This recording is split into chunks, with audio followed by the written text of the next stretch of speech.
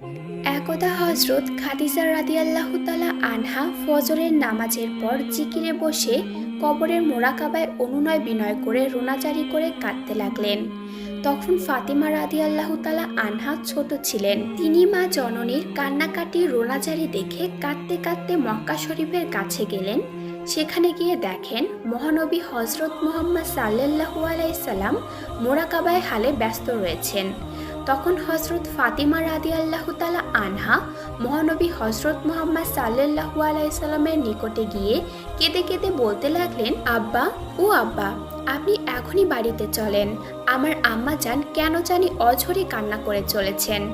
হজরত ফাতিমা রাদিয়াল্লাহু তাআলা আনহার কথা শুনে মহানবী হজরত মুহাম্মদ সাল্লাল্লাহু আলাইহি সাল্লাম তখনই বাড়ির উদ্দেশ্যে রওনা হয়ে গেলেন। হজরত মুহাম্মদ সাল্লাল্লাহু আলাইহি সাল্লাম বাড়িতে এসে ঘরে ঢুকেই দেখতে পেলেন হজরত খাদিজা রাদিয়াল্লাহু তাআলা আনহা বিলাপ করে কাঁদতেছেন।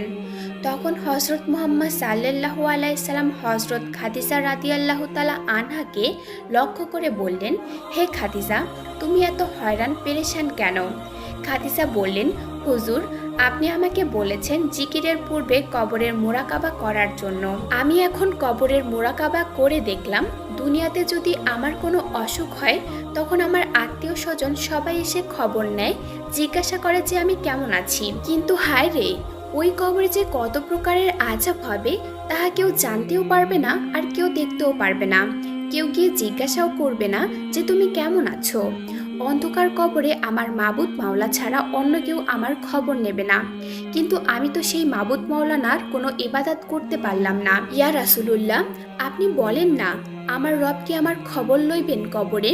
হুজুরে আকরাম সাল্লাল্লাহু আলাইহি সাল্লাম তখন বললেন, ও খাদিজা, তুমি এমন করে আর কেঁদো না। তোমার কান্না দেখে আমার কলিজার টুকরা ফাতেমা পাগলিনীর মতো হয়ে নিজেও কান্না করতেছে।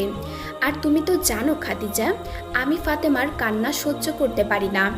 তখন হজরত খাদিজা রাদিয়াল্লাহু তাআলা আনহা বললেন, হুজুর, আপনি আমার জন্য দোয়া করেন যাতে আমি এই কান্না অবস্থায় কবরে যেতে পারি। তখন বিশ্বনবী হজরত মুহাম্মদ সাল্লাল্লাহু আলাইহি সাল্লাম বললেন, খাদিজা, আমি তোমার জন্য দোয়া করব যাতে তোমার কবরের আযাব আল্লাহ তাআলা মাফ করে দেন। খাদিজা রাদিয়াল্লাহু তাআলা আনহা তখন বললেন, ইয়া রাসূলুল্লাহ, আপনি যদি আমাকে 3টি সওয়ালের জবাব দিতেন তবে আমি মরণেও শান্তি পেতাম। তখন নবীজি বললেন, খাদিজা, তোমার কি সওয়াল বলো আমাকে। তখন হজরত খাদিজা রাদিয়াল্লাহু তাআলা আনহা বললেন, প্রথমত আমার জানাজা আপনি দিবেন, দ্বিতীয়ত আমাকে কবরে রাখার সময় আপনার গায়ের জুব্বা আমাকে পরিয়ে দিবেন, যাতে কবরের দুই দিকের মাটি আপনার জামার বরকতে আমাকে চাপ দিতে না পারে, তৃতীয়ত আমাকে কবরে রেখে সকলে চলে যাবে, তখন আপনি আমার কবরের পাশে বসে থাকবেন। কেননা মুনকার নাকির 2 ফেরেশতা যখন ভয়ানক আকৃতি ধারণ করে 2 পাশে দাঁড়াবে তখন তো কোনো মানুষেরই হুঁশ থাকবে না। হয়তো তখন আমি জবাব দিতে ভুলে যেতে পারি। তখন আমার ভুল হয়ে গেলে আপনি জবাব দিয়ে দিবেন।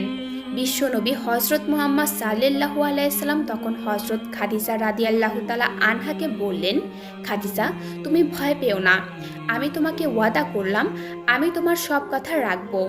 হজরত খাদিজা রাদিয়াল্লাহু তাআলা আনহা তখন বিশ্বনবীর কথা শুনে অত্যন্ত খুশি হলেন। মা খাদিজা রাদিয়াল্লাহু তাআলা আনহা বুঝতে পারলেন যে তার এই দুনিয়ার মায়া ত্যাগ করার আর বেশি সময় বাকি নেই। রাজা, বাদশাহ, আমির, ফকির সকলকে এই দুনিয়ার মায়া ত্যাগ করতে হয়েছে, তাকেও যেতে হবে।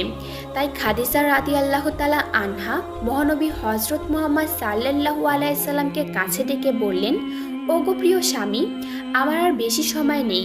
মনে হয় অল্প সময়ের মধ্যেই এই দুনিয়া থেকে চিরবিদায় নিতে হবে। কিয়ামতের আগে আর আপনার সাথে দেখা হবে না। দীর্ঘ 25 বছর পর্যন্ত আপনার সাথে ছিলাম, জেনে না জেনে কত অন্যায় করেছি। আপনি আমার সমস্ত অপরাধ নিজ গুণে ক্ষমা করে দিবেন। আর আমার কলেজার টুকরা ফাতেমাকে আল্লাহর নিকট শপথ করে গেলাম, তার প্রতি আপনি সর্বদা দৃষ্টি রাখবেন। বিশ্বনবী হজরত মুহাম্মদ সাল্লাল্লাহু আলাইহি সাল্লাম তখন রুমাল দিয়ে বারবার চোখ মুছতে লাগলেন। তার চোখ দিয়ে অশ্রু গড়িয়ে বুক ভেসে যাচ্ছিল। হজরত মুহাম্মদ সাল্লাল্লাহু আলাইহি সাল্লাম বিবি খাদিজার মৃত্যুর কষ্ট বুঝতে পেরে জিজ্ঞাসা করলেন, ও খাদিজা, তোমার কি খুব কষ্ট হচ্ছে?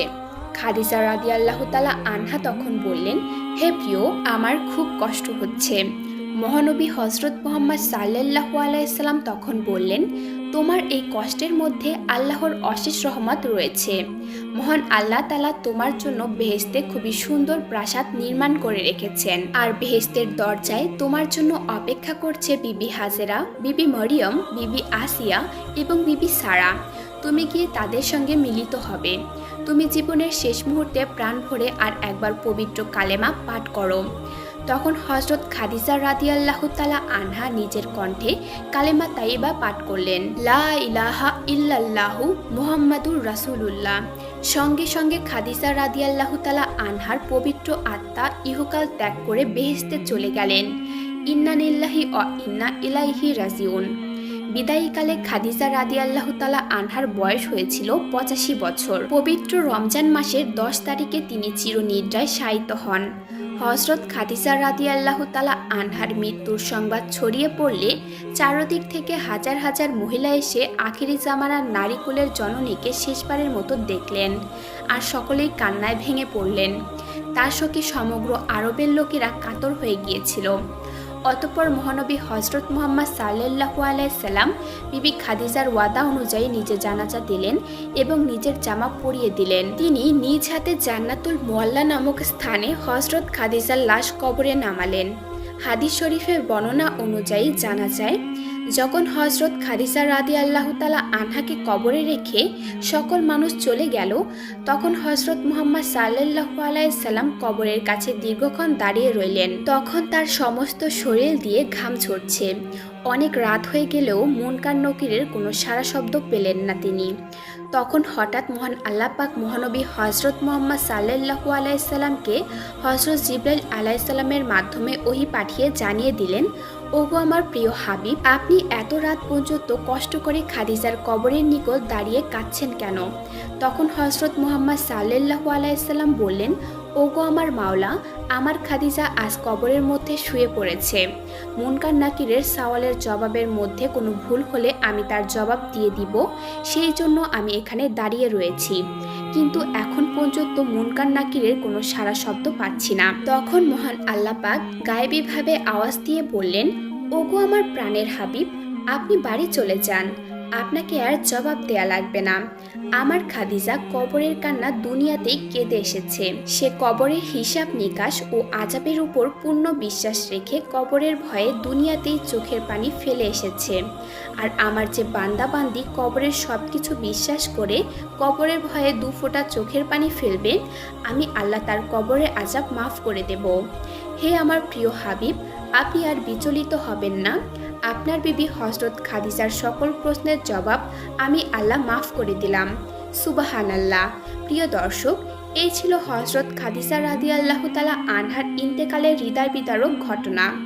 আল্লাহ পাক আমাদের সবাইকে হযরত খাদিজার মতো জীবন ধারণ করে কবরের দেশে যাওয়ার তৌফিক দান করুক, আমিন। প্রিয় বন্ধুরা, আমাদের ভিডিওটি আপনাদের কাছে কেমন লেগেছে তা অবশ্যই কমেন্টের মাধ্যমে আপনাদের মূল্যবান মতামত জানিয়ে দিবেন। আল্লাহ হাফেজ।